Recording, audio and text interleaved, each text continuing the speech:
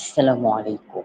Welcome করছি Iftekhar sports নিউজের আজকের ভিডিওতে আমি মূলত কথা বলবো ও মুশফিকুর রহিমকে নিয়ে, যিনি আজকে মিরপুর শেরেবাংলা স্টেডিয়ামে আয়ারল্যান্ডের বিপক্ষে বাংলাদেশ মুখোমুখি হচ্ছে দ্বিতীয় টেস্টে নিজের শততম ম্যাচ খেলতে নামছেন মুশফিকুর রহিম। অসাধারণ একটি টেস্ট ক্যারিয়ার তিনি কাটিয়েছেন। ওয়েসলি নাজমুল শান্তকে যখন জিজ্ঞাসা করা হয়েছে এ ব্যাপারে, মুশফিককে শততম টেস্টের ব্যাপারে, অবশ্যই শান্ত বলেছেন তারা একটা ভালো উপহার দিতে চায় তাকে, এবং তিনি এটা সেলিব্রেশন করতে চান টিমের পক্ষ থেকে, যেহেতু মুশফিকুর রহিম অনেক সিনিয়র প্লেয়ার সেই হিসেবে। আপনাদেরকে একটু টসের আপডেটটা দিই। বাংলাদেশ টসে জিতেছে, টসে জিতে ব্যাটের সিদ্ধান্ত নিয়েছে। চলুন এবার আমরা কথা বলি বাংলাদেশের মুশফিকুর রহিম, তার শততম টেস্ট নিয়ে। তিনিও অনেক আগ্রহী, বিসিবি থেকেও তাকে সম্বর্ধনা দেওয়া হবে আজকে। আপনারা ইতিমধ্যে খবরটা পেয়েছেন।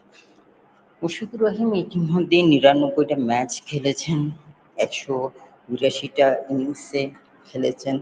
তার টোটাল রান হচ্ছে ৬,৩৫১, বেস্ট রান ২১৯, এভারেজ হচ্ছে ৩৭.৪, স্ট্রাইক রেট ৪৮.৪১, নট আউট হয়েছেন ১৪ বার, ৪ মেরেছেন ৭৪০টা, ৬ মেরেছেন ৩৭টা, 50 করেছেন ২৭ বার, ১০০ করেছেন ১২ বার এবং ২০০ রান করেছেন ৩ বার।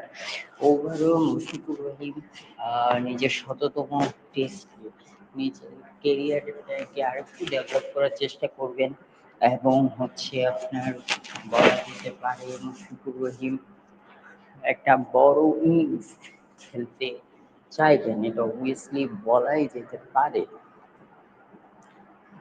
বেসিক্যালি মিরপুরের উইকেট মুশফিকের জন্য অনেক বেটার, যেহেতু মিরপুর উইকেটে স্পিনারদের একটা আধিপত্য থাকে।